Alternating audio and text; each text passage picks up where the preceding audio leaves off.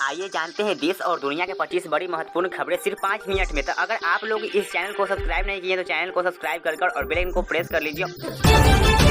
जो कि एक खबर निकल कर आ रही है कि सीबीएसई बोर्ड की 9वीं और 11वीं के लिए 300 रुपया रजिस्ट्रेशन शुल्क कर दिया गया है, जो कि 12 अक्टूबर तक विलंब शुल्क नहीं लगेगा। सीबीएसई ने स्कूलों को दिया निर्देशांक, जो कि केंद्रीय माध्यमिक शिक्षा बोर्ड ने सीबीआई से 9वीं और 11वीं के छात्र छात्राओं के लिए रजिस्ट्रेशन डाटा जमा करने का निर्देश जारी कर दिया है। उम्मीदवारों का रजिस्ट्रेशन सीबीएसई की वेबसाइट cbse.gov.in पर जाकर परीक्षा संगम लिंक को माध्यम किया जाएगा, जो कि सीबीएसई रजिस्ट्रेशन की प्रक्रिया 12 अक्टूबर तक बिना विलंब शुल्क के चलेगी। यह रजिस्ट्रेशन प्रक्रिया उन छात्रों के लिए महत्वपूर्ण है जो सीबीएसई बोर्ड परीक्षा में शामिल होने जा रहे हैं, क्योंकि सीबीएसई बोर्ड केवल परीक्षा रजिस्ट्रेशन छात्रों के लिए बिहार बोर्ड एग्जाम में बैठने की अनुमति नहीं देता है। जो कि आप लोग को बता दें, सीबीएसई बोर्ड परीक्षा के लिए रजिस्ट्रेशन कराने वाले छात्र छात्राओं को निर्धारित रजिस्ट्रेशन शुल्क को भुगतान करना होगा।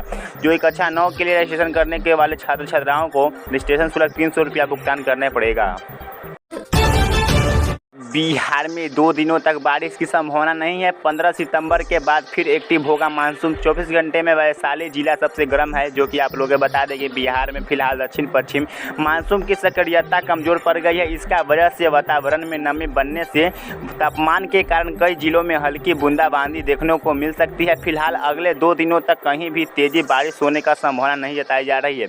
जो कि मौसम विभाग के अनुसार शुक्रवार से मानसून की गतिविधि में वृद्धि होना शुरू हो गया है। जो कि इसका वजह से उत्तर बिहार के मुकाबला दक्षिण बिहार में हल्की से मध्यम स्तर की बारिश की होने का संभावना जताई गई है। वहीं इसके दौरान राज्य की अधिकतम तापमान 2 से 4 डिग्री तक की वृद्धि हुई है, जिसके कारण से लोगों को उभार गर्मी बढ़ गई है, एहसास होने लगा है। जो कि बिहार के पटना मौसम विभाग के विज्ञान केंद्र पटना के अनुसार मानसून ट्रफ रेखा जलमेश्वर कोट गुना सागर बलोसर होते हुए उत्तर पूर्व बंगाल के खाड़ी तक प्रभावित कर रही है।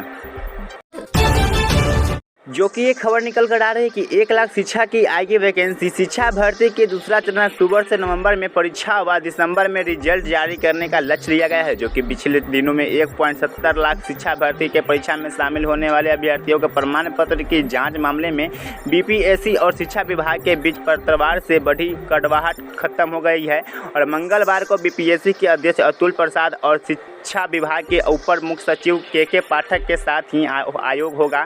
और विभाग के उच्च अधिकारियों के बीच हुई बैठक में वर्तमान शिक्षा भर्ती से लेकर आगामी वैकेंसी पर चर्चा हुई है। जो कि तय की गई है कि अगले महीने की बीपीएससी से दूसरे चरण के तहत वैकेंसी जारी कर दी जाएगी। लक्ष्य रखा गया है कि नवंबर से अंत तक परीक्षा और दिसंबर के परिणाम घोषित कर देंगे। और दूसरे चरण में लगभग 1 लाख से अधिक वैकेंसी होगी, जो इसमें कक्षा 6 से 8 तक लगभग 52,000 की रिक्ति आएंगी, जबकि कक्षा 9 से 12 तक की रिक्ति रहेंगे। पदों पर दूसरे चरण में वैकेंसी के जोड़ने के बाद कुल रिक्ति होंगे 1 से लेकर 5 तक शिक्षा रिक्ति के नहीं आएगी। शिक्षा विभाग के लक्ष्य है कि वर्तमान शिक्षा के भर्ती का रिजल्ट जारी होते ही अक्टूबर के प्रथम सप्ताह में बीपीएससी की वैकेंसी भेज दी जाएगी। इंडिया को ऑर्डिनेशन की पहली बैठक में नहीं जाएंगे ललन सिंह। पार्टी ने कहा कि उन्हें डेंगू हो गया है। जो कि तेजस्वी के साथ संजय झा हो सकती हैं शामिल। जो कि बता दें आप लोग कि विपक्ष गठबंधन एनडीए के सबसे पावरफुल बॉडी की ऑर्डिनेशन की कमेटी की पहली बैठक बुधवार को दिल्ली में होने वाली है। इस बैठक की एनसीपी सुप्रीम कोर्ट सरदार पावर के आवास पर होगी, जिसके जेडीयू के अध्यक्ष ललन सिंह के शामिल नहीं होंगे। पार्टी सूत्रों के माने तो वह जगह जेडीयू की तरफ से मंत्री संजय झा के अधिकृत किया गया है। संभवतः वे इस बैठक में जेडीयू की तरफ से शामिल हो सकते हैं। जेडीयू ने नेता को माने ललन सिंह को डेंगू हो गया है। उनका फिलहाल डिफेटमेंट चल रहा है और इसके कारण भी किसी मीटिंग में शामिल नहीं होंगे। दैनिक भास्कर के अधिकार से पुष्टि किया गया है कि ललन सिंह के नंबर पर कई बार कॉल भी किया गया है, लेकिन उसका नंबर स्विच ऑफ बता रहा है।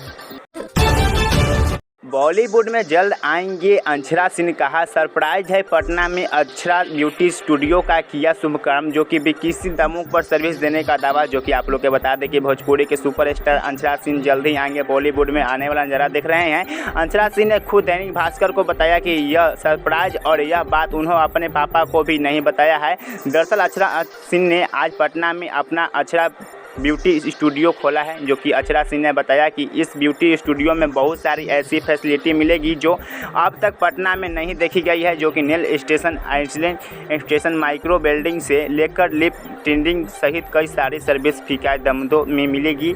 और उसका कहना है कि बिहार के उन लोगों का बहुत प्यार दिया जाएगा और बिहार वासियों की अपनी तरफ से यह स्टूडियो खोलकर एक छोटी सी गिफ्ट देनी चाहती हूँ।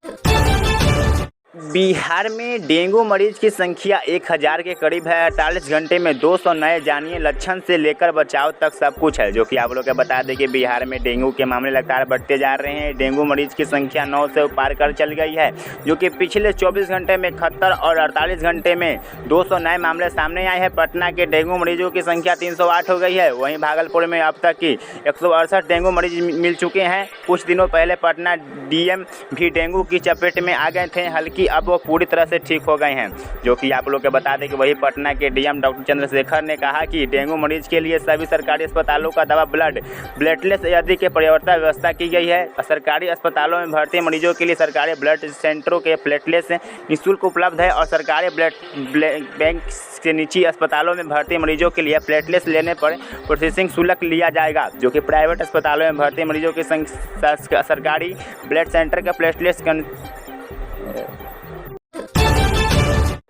जो कि ये खबर निकल कर आ रही है कि बिहार की एक सीट एनडीए के लिए सबसे बड़ी चुनौती। जिस सीट पर रामविलास ने बनाया जीत का रिकॉर्ड, अब उसी की लड़ाई तीसरे चेहरा को चौंकने वाला है, जो कि आप लोग को बता दें कि मेरे आंगने में तुम्हारा क्या काम है 1977 में लेकर आज वहीं जनता की सेवा किए गए। मैं वहाँ का सांसद हूँ, वहाँ मेरा कर्मभूमि है और मैं वहाँ किससे चुनाव लड़ूंगा, मुझे वहाँ चुनाव लड़ने से कोई नहीं रोक सकता है। पशुपति प्रसाद सांसद हाजीपुर में मेरे पिता की सीट रही है, हम क्यों छोड़े, मुझे अड़नी ही नहीं है और मेरी यह अधिकार है कि मैं यहाँ से, मेरे पिता 8 बार सांसद बने हैं और चिराग पासवान सांसद जमुई, यह 2 बयान बता रहे हैं। और चाचा भतीजा हाजीपुर से सीट के लिए कितने बेताब हैं और इसकी वजह भी यह है कि लड़ना मतलब जीत की गारंटी है। अब यह सीट बिहार की एनडीए के लिए सबसे बड़ी चुनौती। इस सीट की वजह रामविलास पासवान के वोटर बैंक के एक साथ नहीं आ पा रहा है। अगर आप लोग को बता दें कि चाचा भतीजे के दिल नहीं मिले तो और दिल में नहीं सुकून, तो क्या वही सीट जिस पर रामविलास पासवान ने जीता रिकॉर्ड बनाया था, वहीं अब परिवार का दर्दबार के लिए लड़ा रहा है और पारिवारिक लड़ाई में सीटें के बड़े बड़े नुकसान खतरे में पड़ रहे हैं।